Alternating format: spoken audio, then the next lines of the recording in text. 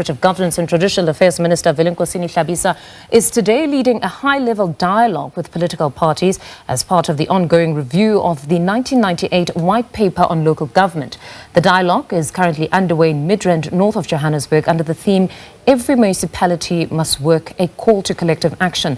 Our reporter Samkele Maseko joins us live from Midrand. Good afternoon, Samkele. Many would say this dialogue is perfectly timed, given the worrying report released by the AG just last month, which showed just 41 out of 257 municipalities received clean audits. Indeed, Mfundo, the Auditor General did speak here and spoke about the deplorable state of local government within the country and spoke about how political parties need to deploy capable people in relative positions of authority, mainly in positions of speakers of municipalities and mayors. And speaking of mayors, I am with the mayor of the city of Johannesburg, Executive Mayor Dada Morero. Executive Mayor, just the essence of the summation of the Deputy Minister of Cooperative Governance and Traditional Affairs, coupled with the report and the presentation given by the AG on the role of yourselves as mayors, understanding the balance sheet, and also speakers understanding their roles in crafting of the integrated development plans, the IDPs. No, I think it was a good presentation by the minister and of course the deputy minister also. But I think at the center is getting local government to work to ensure that we turn around the situation, make ourselves to work better and deliver on the services that we have committed to do, ensure that there are systems of controls, as the AG would have raised those issues, to ensure that we can account for the monies used, we can account for our performance and all those issues raised by the AG. I think it's time to work. It's a call to action. There's no more time to just talk and talk. It's time for action. Mayor, when you also look at some of the issues, particularly around service delivery, you are going to Cliptown this week in celebration of the Freedom Charter. That particular precinct in Cliptown is not up to standard. What is some of the work that is being done to make sure that where a historic document that governs this particular country, the Freedom Charter, that particular precinct is of high quality standard? Well, in terms of the problems you have experienced in Cliptown, which are historical problems that would have happened post-2016, and I think now we are committing to resolving those issues. We have invested some money to restore the square in the financial year starting in July. We are also looking at the whole development of Cliptown. Development Planning Department, we have allocated money for them to develop the design of Cliptown, how to look like. JRA has been allocated money now in the new financial year to sort out the road infrastructure.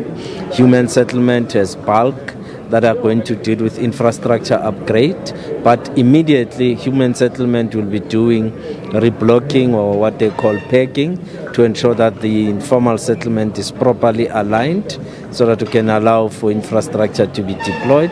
So they are doing that immediately on the 15th of July. ESCOM, jointly with ourselves, we are rolling out electrification for at least 289 properties in Cliptown, which we are doing immediately from the 15th of July. So I've also went to see the community and engage them on what we are doing. So there's a whole program that we are doing towards refurbishment and redevelopment of the entire Cliptown precinct, not just the square. Of course, we have also set some money aside to redevelop and restore the square. But the square is ready for whatever activities might be happening in celebration of the Freedom Charter, that we have made sure that it is ready. Executive Mayor, you've got a motion of no confidence against yourselves and a couple of other officials, the Speaker as well. Are you going to be surviving that particular motion of no confidence brought against you by the DA? Well, the motion is there, it's on the table, and we are meeting today as parties in the coalition around 4 o'clock to finalize on our position. But I can say it up front, the ANC is clear on the motion, and the motion will not succeed. And Action SA, they didn't vote for the budget that was tabled by the MMC of Finance. How are you going to work around that, noting that they didn't support this particular budget? Well, we have escalated the negotiations between Action SA and the ANC to the level of the provincial leadership, and they've been having discussions, and until such time we're given a directive on what should happen, we'll wait for that period to come. But as it stands, the relationship between the ANC and Action SA is still intact. And some of the revelations coming out of City Power, are you not worried about those particular allegations of financial mismanagement getting in a company that is siphoning money allegedly out of that particular power utility without doing proper work?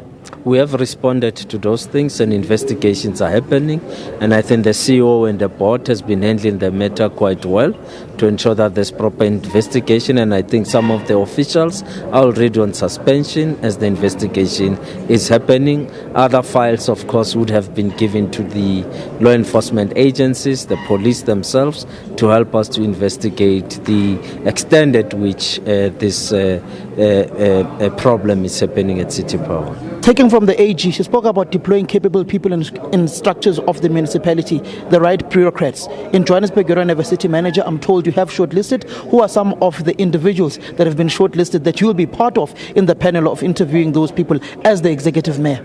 I'm not sure if I'm allowed to announce who has been shortlisted, but I suspect the recruitment policy will allow me to announce once we have concluded who is being appointed, and that report will then serve into council, but we're in the process of finalizing the appointments of the city manager. Is Floyd Bring part of those?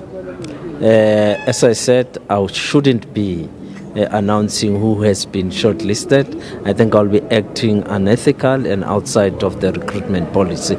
But we have indeed shortlisted from those that have applied. Thank you very much, Executive Mayor. That is the Executive Mayor of the City of Johannesburg speaking about some of the words that the Auditor General who had to say and speak about the role of municipalities that they are playing and effectively the future going into the local government elections next year.